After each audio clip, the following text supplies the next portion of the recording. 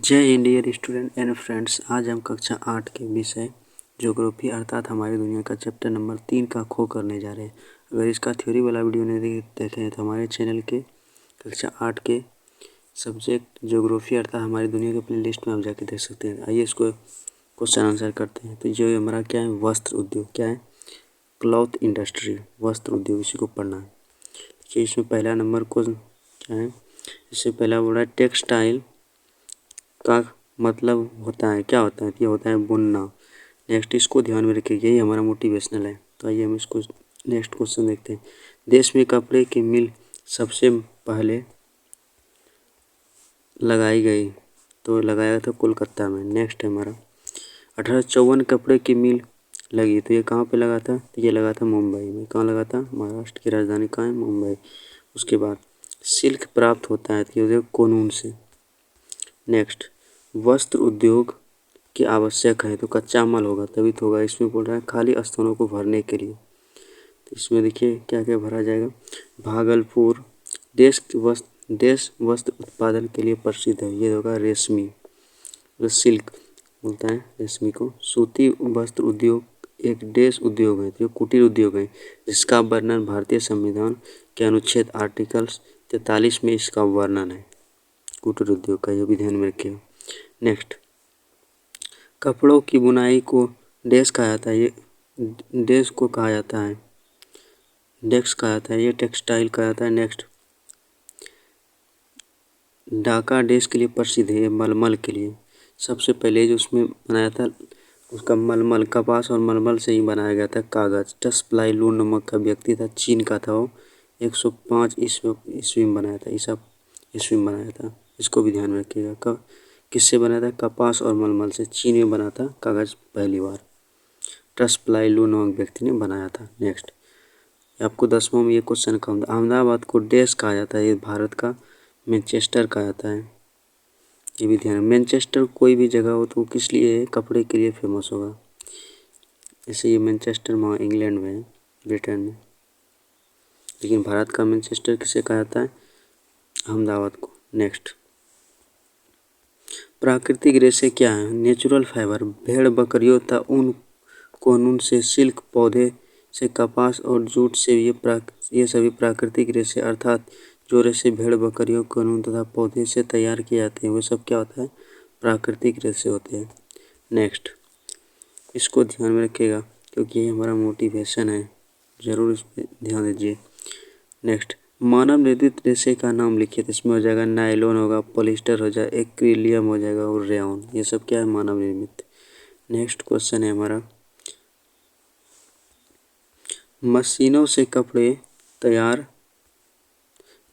कपड़े उत्पादन सस्ता होता है, क्यों। मशीनों से कपड़े का उत्पादन सस्ता होता है और जल्दी बनता है। धागे से कपड़े बुनना एक प्राचीन कला है, लेकिन अब यही कला आगे उद्योग का रूप ले चुका है। मशीनों से कपड़े बनाने में कम समय लगता है, मजदूर लगते हैं, तो बहुत अधिक मात्रा में कच्चे माल खरीदना भी सस्ता पड़ता है, इसलिए मशीन से कपड़ा उत्पादन सस्ता होता है। नेक्स्ट क्वेश्चन होता है हमारा गरम कपड़ों को थोक खरीदकर किन जगहों पर होती हैं और क्यों।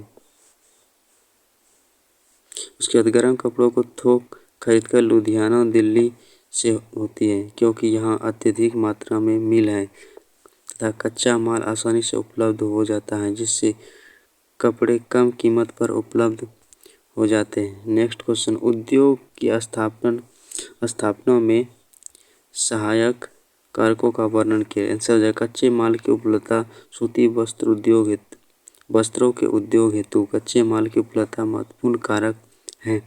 समुद्री हवाओं तथा नमी के कारण गुजरात महाराष्ट्र में अच्छी गुणवत्ता के कपास कच्चे माल के रूप में उपलब्ध होती है। गुजरात की काली मिट्टी कपास के उत्पादन के लिए काफ़ी उर्वरक है। ऊन से बनने वाले कंबल, स्वेटर आदि गर्म कपड़े पंजाब कश्मीर में ज़्यादा उपलब्ध हैं, क्योंकि इन क्षेत्रों में भारी संख्या में ऐसे जानवर पाए जाते हैं। परिवहन की सुविधा, वस्त्रों से संबंधित उत्पादन क्षेत्र उत्पादन क्षेत्र निर्यात व आयात करने के लिए कई मुंबई, कोलकाता, सौराष्ट्र, ये महाराष्ट्र, ये गुजरात में पड़ता है सौराष्ट्र। यहाँ पे एशियाई बाघ के लिए फेमस है।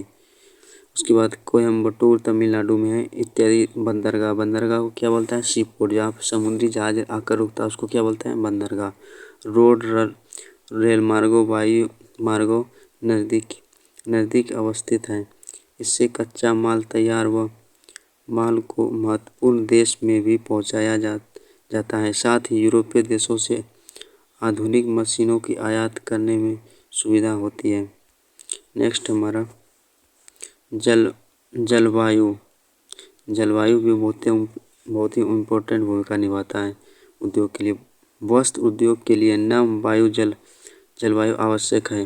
अंगार जलवायु नम होती है तो कपास के रेशे निर्मित धागे टूटने लगते हैं। इस अवस्था में धागे को गांठें पड़ जाती हैं तथा कपड़े की बुनावट अच्छी और मजबूत नहीं हो पाएगी।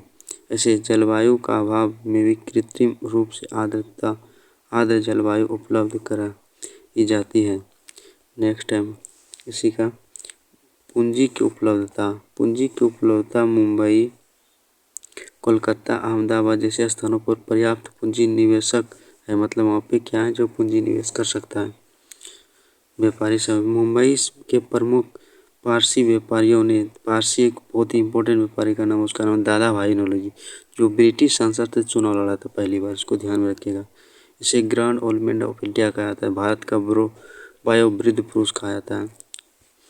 विदेशी व्यापार से जो धन अर्जित किया उसे उद्योग में लगाया, जिससे उद्योग को काफ़ी विस्तार मिला। श्रमिक की उपलब्धता मुंबई की मिलों में काम करने के लिए मजदूर कोंकण, सतारा, सोलापुर, रत्नागिरी जैसे जगहों में आते हैं। उसी प्रकार कलकत्ता की मिलें के लिए मजदूर बंगाल, बिहार, उड़ीसा, उत्तर प्रदेश, असम से उपलब्ध होते हैं, जिससे कारण इस उद्योग के विकसित होने की सुविधा हुई। नेक्स्ट है वस्त्र बाजार रहेगा तभी तो कच्चा माल बिकेगा। बाजार उद्योग की स्थापना बाजार की देखते हुए भी की जाती है। दिल्ली, कलकत्ता, लुधियाना, कानपुर इत्यादि स्थापित वस्त्र उद्योग की इकाइयाँ बाजार के आधार पर ही विकसित हुई हैं। उसके बाद है सस्ती ऊर्जा की सुविधा। मुंबई की कपड़ा मिलें, पश्चिमी घाट, टाटा जल विद्युत योजना से सस्ती विद्युत शक्ति प्राप्त होती है। उसी प्रकार कलकत्ता की मिल में रानीगंज झरिया से कोयले की प्राप्ति हो जाती है। तमिलनाडु की मिलों से पायकार जल विद्युत योजना से सस्ती बिजली प्राप्त होती है। तो ये सब इम्पोर्टेंट निभाता है उसमें कोई भी जगह पर कारखाना लगाने से। उसके बाद भारत के सूती वस्त्र उद्योग का विवरण कीजिए। इसमें हो जाएगा आंसर। भारत के सूती वस्त्र उद्योग को अंतर्राष्ट्रीय व्यापार का लगभग 1/4 भाग भारत के कपड़े उत्पादन लगातार बढ़ती जा रहा है। 1951 में 4 अरब वर्ग मीटर कपड़ा तैयार किया गया था, जो अब 34 अरब वर्ग मीटर हो गया। आधुनिक सूती वस्त्र उद्योग में वस्त्र निर्माण की प्रक्रिया कई स्तरों से गुजरती है। शुरू में मशीन द्वारा कपास के बीज निकाले जाते थे, जिसे गिनिंग कहता है। क्या बोलते हैं? गिनिंग। कपास का बीज जो मशीन से निकलता है उस प्रक्रिया को क्या कहता है? गिनिंग। इसके बाद कपास को इकट्ठा कर गांठ तैयार किया जाता था। गांठों द्वारा कपास को धागे बनाए जाते थे। फिर इन धागों की सहायता से मशीनों द्वारा कपड़ा तैयार किया जाता था। यहाँ पे हमारा ये वीडियो ख़त्म होता है। इसमें कोई भी त्रुटि हो तो कमेंट में ज़रूर बताएं ताकि हम उसको सुधार कर सकें। वीडियो देखने के लिए धन्यवाद। Thanks for watching this video.